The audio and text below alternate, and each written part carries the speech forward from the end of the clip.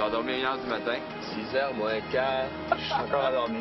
Il est 1h30, 2h du matin. On embarque sur un vol à 3h du matin avec une connexion à Sao Paulo pour aller à Goiânia où on joue aujourd'hui parce qu'il est maintenant 2h du matin. Donc on va faire un beau petit vol durant la nuit qui va être vraiment poche. 6h43. C'est parce qu'on arrive à notre destination à 9h30. Je sais même pas il est quelle heure, peut-être, je sais pas, 10h. On n'a pas dormi bien, puis on s'en va à l'hôtel. Pire agent de voyage au monde. Comme vous pouvez voir, il y a beaucoup de temps de travail. David, il a mal à la gorge. Solide, hein? Solide. L'horaire était vraiment intense, là, puis c'est surtout que tu prends les vols entre chaque ville ici, là. Alors, tu te lèves tôt, puis tu pars, puis là, tu refais tes sacs. Tu sais, juste faire tes sacs à chaque matin, tu sais, c'est juste super long. On connaît tellement l'air touriste avec toi, là, qui filme les avions, les décollages, les mongols.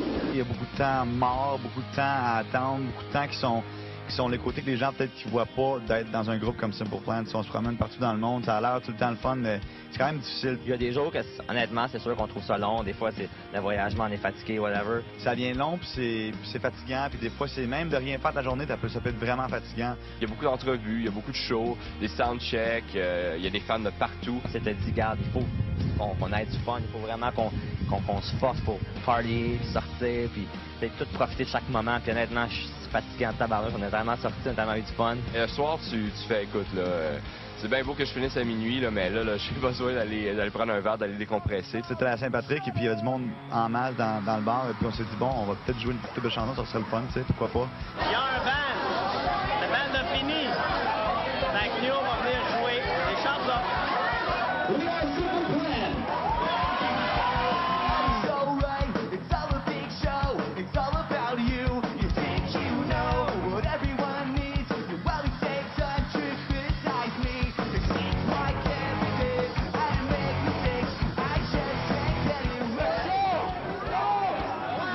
C'est vraiment des petites choses comme ça qui arrivent qui sont un peu imprévues, puis, mais qui mettent du piquant dans la vie.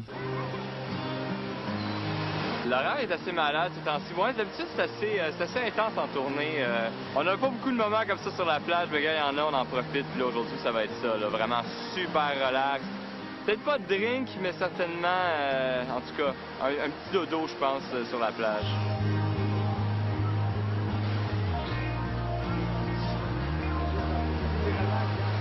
Pour un gros show, c'est le plus gros show de la tournée brésilienne.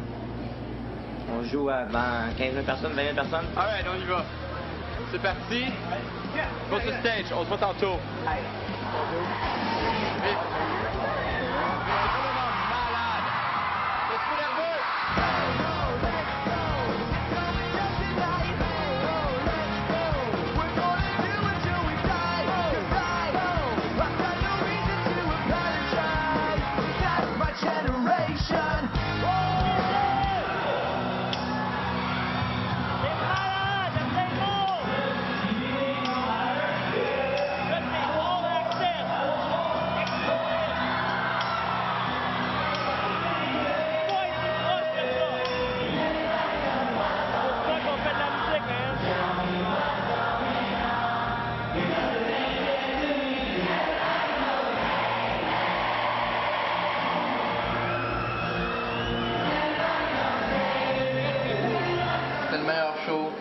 La tournée brésilienne 2009. On va faire que le petit spécial Simple Plan, c'est un peu plus pimp, un peu plus big, un peu plus parce qu'on se promène beaucoup. impressionnant. Aéroport, backstage, fan, aéroport, backstage, hôtel, puis tout ça. Puis là, ce matin, notre vol est à 2h de l'après-midi. Fait qu'on avait une avant-midi, c'est notre première avant-midi depuis le début de la tournée. Fait qu'on s'est dit, pourquoi pas voyager plus? Alors, qu'est-ce qu'on pourrait faire? On pourrait voir beaucoup de choses en peu de temps à Rio. Fait qu'on a dit, on va louer un hélicoptère. Boom! C'est le temps peur quand il faut que tu signes des affaires qui disent que sont pas responsables si tu meurs.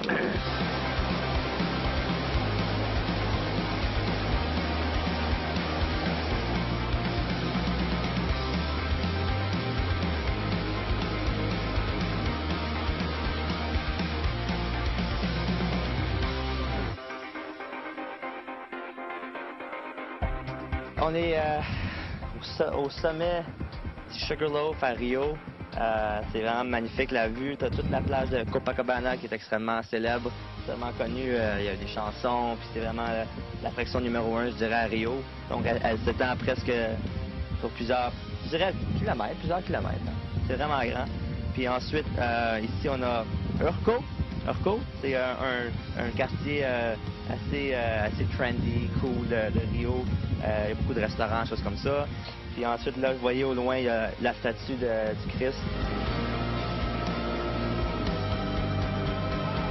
L'histoire de la statue de Jésus, ce que j'ai cru comprendre hier, c'est que c'est un cadeau de la France au Brésil pour les remercier d'avoir brésilé pendant aussi longtemps que ça.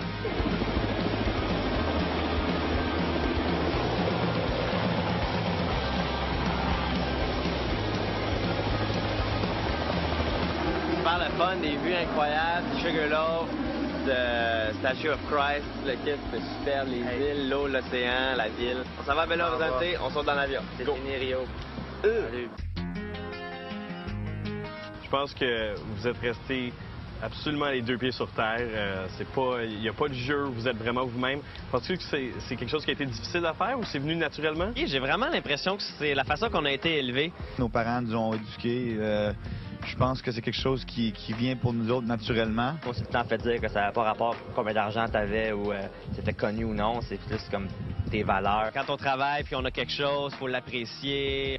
Comment tu penses, comment tu agis avec les autres, c'est ça qui est vraiment le vrai juge d'une personne. Tu sais, c'est sûr qu'il y a des périodes, là, à un moment donné, tu commences à croire ton jeu. On fait attention à ça parce que je pense que c'est tellement un piège facile de devenir un peu désagréable. Hey, c'est dur de garder la perspective là, dans des conditions comme ça. Entre nous autres, on se garde, on garde un certain petit contrôle. On downplay tout le temps un petit peu tout. On est tous des amis d'enfance quand même. On se connaît depuis longtemps.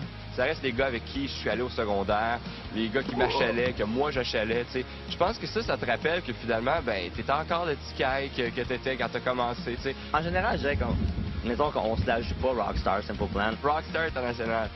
Non, tu le sens pas vraiment parce que t'es comme dans ton petit, dans ton petit train de vie puis tu peux pas vraiment réaliser ça. Comme je pense que quand ils nous rencontrent, ils sont ah wow, vous êtes vraiment du monde complètement normal, là, tu sais, prenez pas pour d'autres. C'est sûr que quand le monde regarde à l'extérieur, ils doivent trouver ça quand même pas mal cool. T'sais, on voyage tout le temps, on fait des shows devant 15-20 000 personnes. On a quand même une méchante belle vie, là. C'est quand même spécial. C'est pas tout le monde qui vit ça. Là. Hey, les gens qui te payent le souper, tu sais. On s'en va dans un restaurant typiquement brésilien. Là-bas qui s'appelle un churrascaria. Fantastique. On mange du steak, on mange du porc, on mange plein de viandes différentes. Ils passent avec leur sabre. Puis ils disent Amarillo, mais en portugais. T'as comme une sorte de cercle rouge et vert. Fait que vert, c'est quand tu veux manger. C'est illimité, tu manges comme tu veux.